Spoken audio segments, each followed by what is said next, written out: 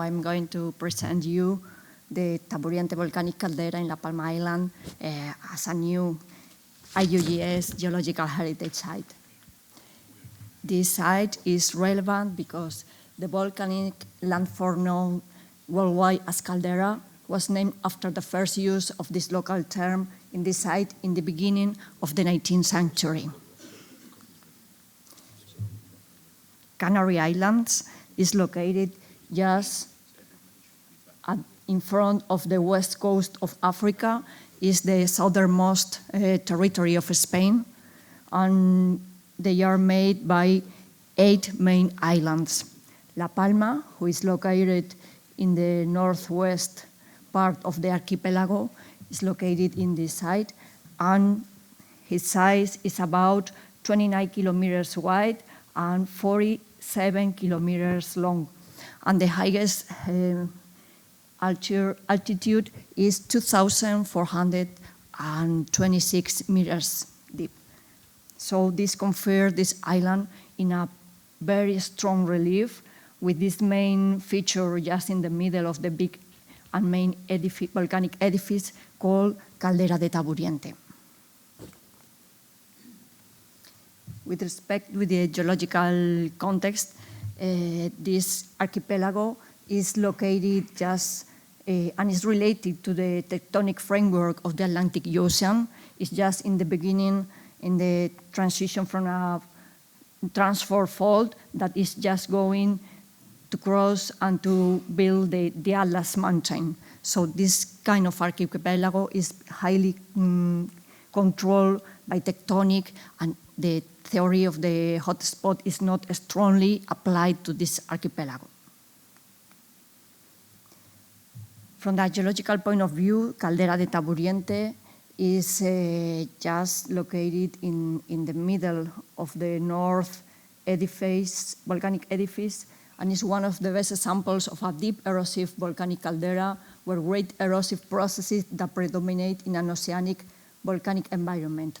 Giant landslides nowadays are forming this big hole with more than 2,000 meters deep, and is separated two main components: the submarine volcanic environment and a subaerial big volcanic shield. Just from the beginning, just in the interior of the caldera, there is the main examples and the main outcrops of a volcanic submarine island growth. Just from 2000, from the ocean floor, this oceanic crust is from Jurassic Age, and it was growing. The oldest lava dated are around 3 million years. So this is several examples of how is the outcrops now in the interior of the Caldera de Taburiente, with a lot of dikes crossing and plutonic and subvolcanic rocks inside of all this main submarine building. After that, the island was growing just from the bottom of the sea, and this is the moment where the submarine stage finished and start to build the main volcanic episodes just from subaerial stages.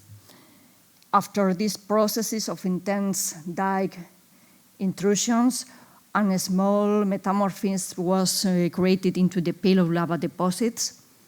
And this is the general view that what are the intense dike intrusions just inside into the volcanic subaerial edifice. It's around 2 million years to Quaternary, to the end of the Quaternary. After the subaerial volcanic reactivation continued during the initial stages of the Pleistocene, now is dominated by giant landslides that condition the landscape of this volcanic form. This is 3 of the main giant landslides that condition the landscape. This is Playa de la Veta, who is around 1 million years. Cumbre Nueva, who is mailing this big arc in the valley of of this lowland island is around 0.4 and 0.5 million years. And Santa Cruz, this is the last one of the biggest, in around 1 million years.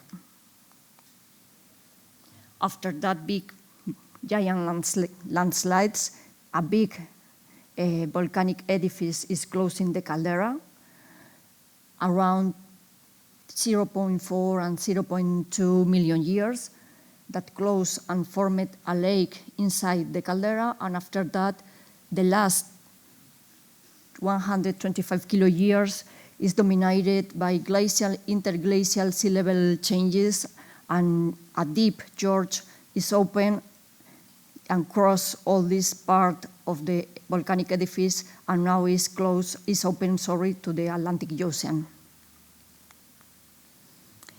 With respect with the scientific tradition, Taburiente caldera is linked to the best naturalists of the 19th and 20th century worldwide. Leopold von Bach traveled to the Canary Islands on the express recommendation of Alexander von Humboldt. You can see one of the pictures of the Las Angustias Gorge, who is connecting the Caldera de Taburiente to the Atlantic Ocean, just made during his trip to the Canary Islands. And there he contributes to the elevation craters theory, as many other people as talking this morning. So this is one of other side, together with the Teide, Cañadas del Teide, in Canary Islands too, that determines that von Bach changed his mind from Neptunist to Plutonist, and to change the field of the science. After him, Charles Lyell and George Hartung make express reference to the Spanish term caldera, like this, in Taburiente to refer to the great volcanic morphology, because this term is used by Aborigines who were living in the La Palma island. This is one of other cross-section about the Caldera de Taburiente. Just here, inside there is many outcrops relating to these intense erosive periods related to the new creation of this landscape. But at that time, for Lyell's Hartung, they were focusing on the crater, and they demonstrate the Canary Islands formed by a long series of volcanic eruptions, not by the single explosive upheaval that von Bach that describes. So this is another change in the evolution of the volcanic science. After that, in the 20th century, many people and people who are here and now they are living contributes to the geology and the volcanology, tectonics, hydrology, sedimentology in a volcanic environment like this. Some of them I'm going to highlight. Carl Sapper, who was one of the main theories about volcanism too.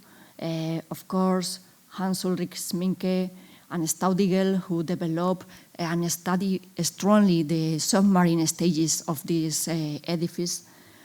Of course, the Spanish team, just at the beginning and even during the 30s in the 20th century, and especially Alfredo Hernández Pacheco and Julio de la Nuez, who studied a lot the basal complex and the subaerial volcanisms. And in the last way, Juan Carlos Carracedo or Ramón Casillas. All of them contribute to change the mind from the beginning of the 19th century to nowadays.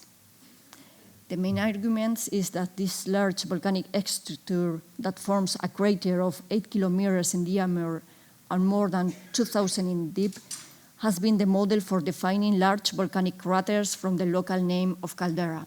Intense and continuous international research in all geologist disciplines has contributed to the advancement of this science in the 19th century and the more revolutionary theories.